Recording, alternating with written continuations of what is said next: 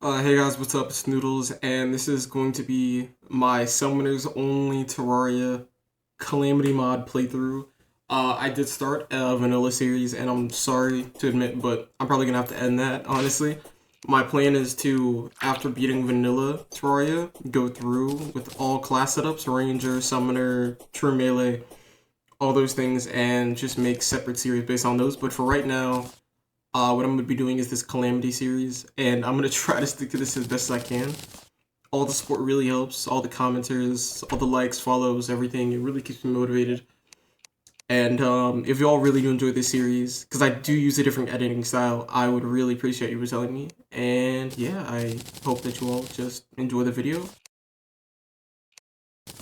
Okay, so to start this off, I indeed was playing the game before. I had about, I'd say, 9 hours on this world. For all of you that don't know, I am noob at Terraria. But I decided to, because I like challenges and whatnot, I decided to do it. All my video files beforehand did get corrupted, so this is me just showing you the progression I did get beforehand. But keep in mind, I will be beating all the bosses all over again, just to make it as if nothing even happened, to be honest with you. So to start this series off on the right foot, I did decide to summon the Desert Scourge. As, like I said, I was going to be redoing all the bosses from scratch. The fight was difficult, to say the least. I thought it was just going to be one boss originally, and I mean, when I was doing this fight, obviously I knew that it was going to be three, but from the videos that I'd seen, it just looked like it was going to be one. And keep in mind, I didn't watch a lot of videos. But yeah, it was three, and I was just like so confused, but here I am doing it again.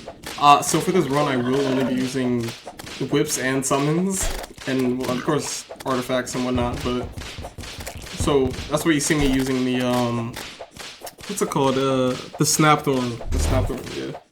But like I was saying, I mean, first I had to kill the small worms, so I focused them first. Got them out of the way. Got them out of the way, and after that, it was honestly just a matter of watching them underground and making sure I didn't die.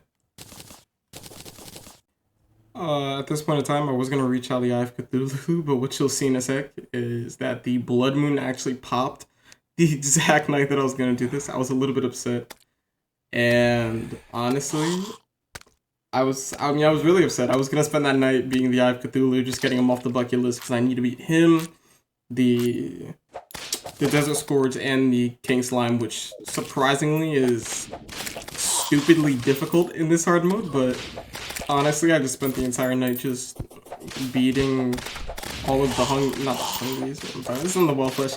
Beating all the mobs and whatnot, throughout the night. But sometime during the Blood Moon, I actually did get the Kill the Groom Death achievement.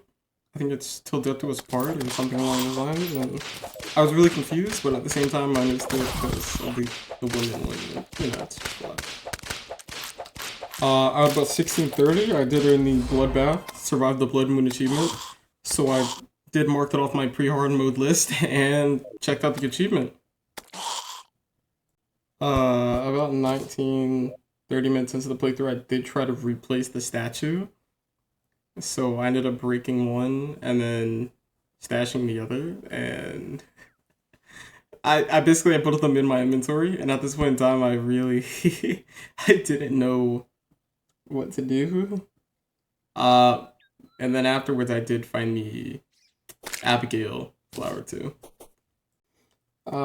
Afterwards, I kind of spent the next, and I'm reading here in my book, I did spend the next 7 minutes looking up whip progression for Calamity, but sadly there is none. There's no guide for whip progression, so I just decided I'd go with the normal Terraria progression.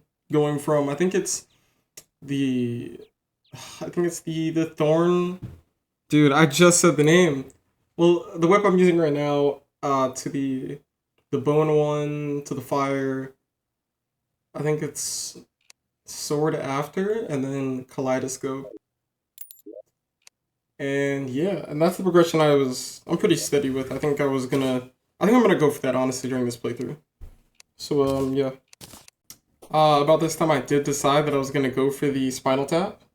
Going at the what do you call it? The Skeletron Coliseum or whatever that place is, but as you'll see, I did get distracted recently, soon after. At this point in time, I was looking through chests, and I managed to find the, what is it called? The Ice Blade, and whatever word in my book was too bad. I found Ice Blade, or gets Ice Blade, too bad, some, I guess, sad face, and honestly, I was kind of sad, because it is a really good sword, but, you know, we're doing summoner only, so can't exactly use it, so it's gonna go in the box with the rest of them. Along with my Star Fury and my, I think it's magic sword, I think, yeah, you get it from the shrine. I don't know what it's called exactly, but I think that's what it is. So out of the corner of my eyes, thanks to a nice little red shine, after popping a heart crystal, I did actually find the rubies, and I was really hyped, because, I mean, I guess we all know that means the King Slime's coming, you know? And I was really happy to just get him out of the way, because he was one of the most annoying fights during that entire prerequisite where my files got messed up. Nice little mushroom biome kind of just appeared on my screen, and I was kind of scared that I think it's Crab Nautilus? Yeah.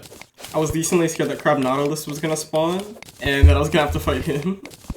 Though I honestly don't know how to summon any of them. I was just really worried. And that's me just being cautious during this entire mining session, to be honest. So, nearing the end of the recording, I did decide to go for the King Slime, which is what I went for right now. The fight went about as smoothly as you'd expect it to go. My Snapthorn had little to no range, and my eye was really doing the majority of the damage. The fight wasn't terrible, but it was about as annoying as really it can get. Because when it hits second phase, it spawns in these lasers, and when the laser spawns, hold up, you'll see it in a second. But when the ruby spawns, it shoots down this slow projectile that shoots down this, like, I mean, yeah, it's like, it basically just shoots out like a high damage dealing low projectile. Like, slow projectile, and it's so utterly annoying. Because you have to dodge that, King Slime jumping at you. And I guess the mechanic of it is to pinch you in between his slimes. Yeah, that right there. It shoots it at you, and it's so annoying and tedious. Because you have to worry about the slimes. They're gonna bump you into King Slime, or bump you into the projectile. And you need to worry about King Slime. Yeah, because right there I got, like, all my shield got cracked, and I was so worried. Honestly, I didn't know what to do. But right after that, I did decide to go for the Eye of Cthulhu. I don't know, the Eye of Cthulhu is strangely harder than the King Slime for me. Maybe it's just because I beat him so many times in expert mode. Again, I am a noob though. My progression in this game is, let's say, a minimal. But yeah, after that I kind of just checked out. And that was the end of the recording.